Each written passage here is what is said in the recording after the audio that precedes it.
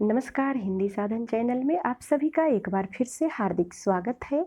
आज के इस वीडियो में नागार्जुन की दो कविता पे चर्चा करने वाले हैं। पहला कविता खुरदरे पैर, जिसका प्रकाशन 1961 ईस्वी में हुआ था।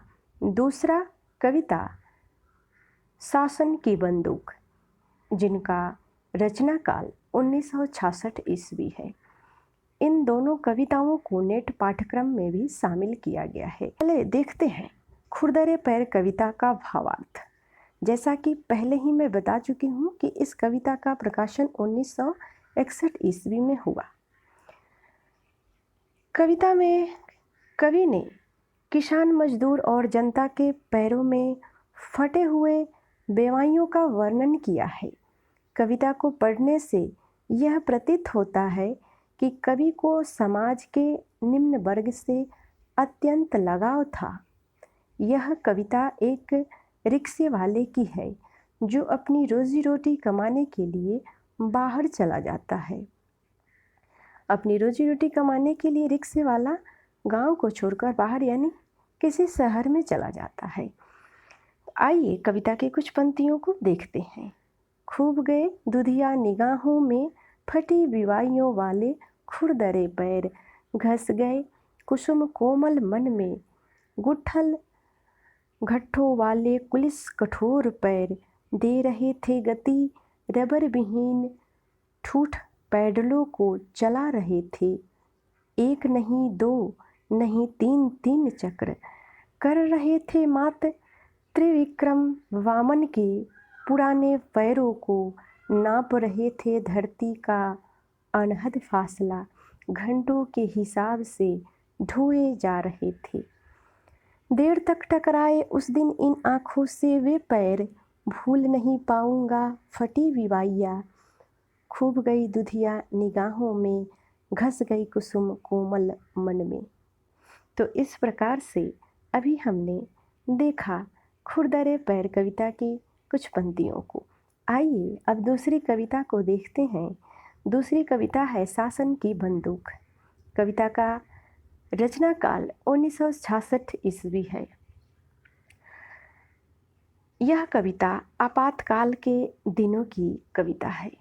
आपातकाल इतिहास का केवल कालखंड ही नहीं है, बल्कि यह बेहया और खुदगर्जी वाले लोकतंत्र सत्ता का अधोपतन का एक दस्तावेज भी था। आइए इस कविता की कुछ पंक्तियों को देखते हैं। खड़ी हो गई चाँप कर कंकालू की हूक, नभ में विपुल विराट सी शासन की बंदूक। उस हिटलर गुणमान पर सभी रहे हैं थूक, जिसमें कानी हो गई शासन की बंदूक। बढ़ी बधिरता 10 गुनी, बने विनोबा मूक, धन्य वह शासन की बंदूक। सत स्वयं घायल हुआ गही अहिंसा चूक, जहाँ तहाँ दगने लगी शासन की बंदूक। जली उठी पर बैठ कर गई कोकिला कूक, बाल न बांका कर सकी शासन की बंदूक। अब हम जानते हैं कवि के बारे में कुछ महत्वपूर्ण बातें। नागार्जुन की कविता सिर्फ यथार्थ का निरूपण ही नहीं करती है, बल्कि उन जनशक्तियों की खोज का मार्ग भी दिखाती है जिसके द्वारा मुक्त और शोषण से मुक्त समाज की स्थापना की जा सकती है। नागार्जुन को जनरचनाकार भी कहा जाता है, जिसका गवाह है उनका हरिजन गाथा एक कविता। यह कविता उन्होंने 1977 ईस्वी में पटना से करीब 40 किलोमीटर दूर स्थित बेलच्छी गांव में हुए दलितों के नरसंहार के आक्रोश में लिखी थी। उस नरसंहार में 13 दलितों को जिंदा जला दिया गया था और उस अमानवीय कुकृत्य से पूरे राष्ट्र स्तब्ध हो गया था। 1977 में ही संपन्न हुआ आम चुनाव में इस घटना का राजनीतिक लाभ उठाने के लिए इंदिरा गांधी उस गांव तक हाथी पर चढ़कर पहुंची थी और वहीं से अपने चुनावी अभियान की शुरुआत भी उन्होंने की थी। पूरी कविता दलितों की मर्मांतक पीड़ा और प्रतिशोध भाव से भरी हुई है। कौन सी कविता? हरिजन गाथा। आज़ादी के इतने दिनों के बाद भी देश की बड़ी आबादी कही जाने वाले दलितों के साथ हो रहे अमानुषी उत्पीड़न को यह कविता व्यक्त करती है। कविता प्रबंध काव्य के लयपूर्ण कथात्मक विन्यास में रचित है। कविता के भीतर कथा चलती है जो कविता का आख्यान भी बदल देती है। कथा में नरसंहार के कुछ समय बाद दलित स्त्री के गर्भ से बच्चा पैदा होता है और उसके पिता की भी हत्या कर दी जाती है। इस पितृहीन संतान को संसार में जब पैदा होता है तब उसके दुर्भाग्य के बारे में दलित वर्ग का हर व्यक्ति चिंतित है। उसके भावी जीवन के बारे में जानने के लिए रैदासी संत को बुलाया जाता है और बच्चे की हाथ की रेखाओं को पढ़कर अपनी प्रतिक्रिया व्यक्त करता है। वह भविष्यवाणी करता है कि बच्चा दलितों और शोषितों का नायक बनेगा और उन्हें हर प्रकार की जुल्म और ज्यादती से मुक्त कराएगा। उनके नाम से चोर उचक्के और गुंडे थर-थर कांपेंगे और वह सर्वहारा की मुक्ति के लिए सहस्त्र संघर्ष की राह ग्रहण करेगा।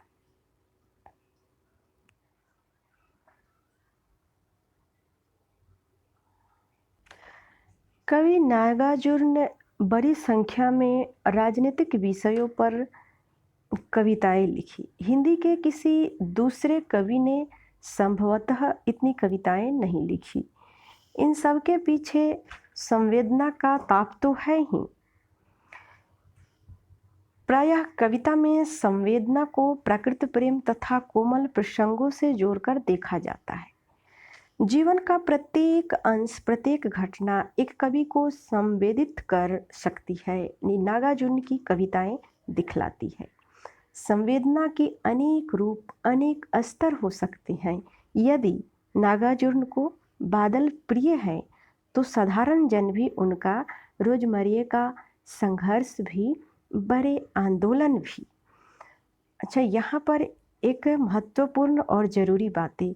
नागार्जुन को बादल और किसान प्रिय थे।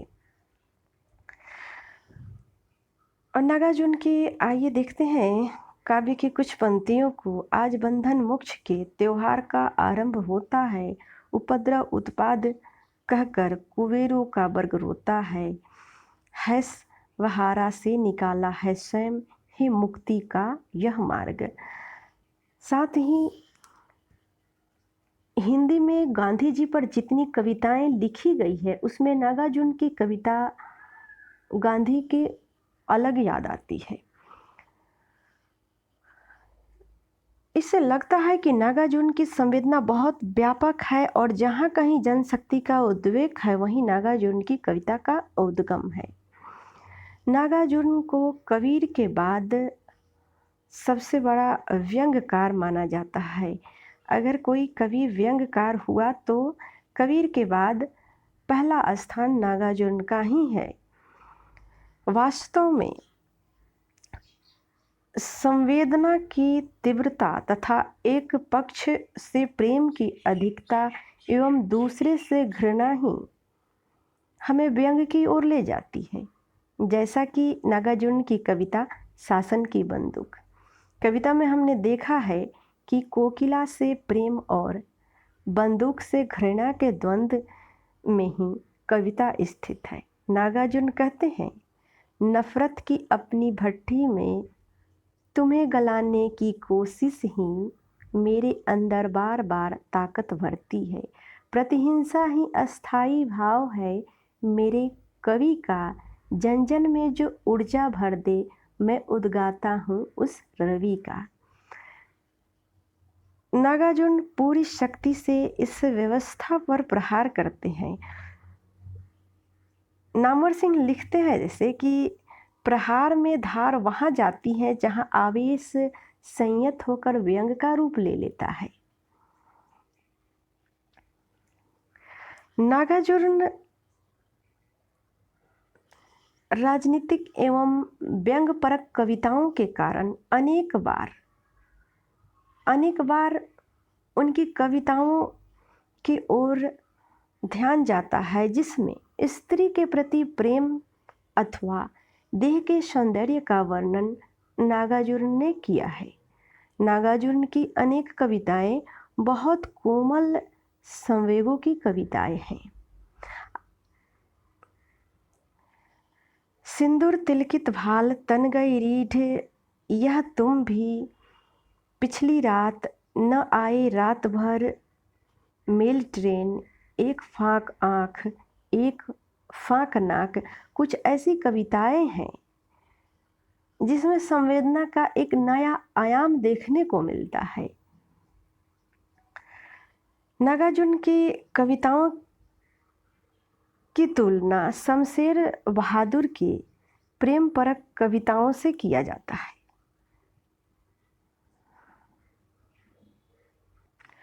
नागार्जुन की कविता में अनेक संवेदना मिलते हैं। जीवन में अनेक रूप तथा स्थितियाँ, पशु पक्षी, हवा पानी, खेत बगीचे, नदी पहाड़, बादल, मानव जीवन, बचपन जवानी, नारी सौंदर्य, राजनीतिक क्रांति, विद्रोह, संघर्ष, आकांक्षा, आशा निराशा, जय पराजय, राग विराग, सब कुछ उनकी कविताओं में देखने को मिलते हैं। उनमें संवेदना के अनेक धरातल मिलते हैं। यही तो नागार्जुन की श्रेष्ठता है, यही उनकी कविता की शक्ति है।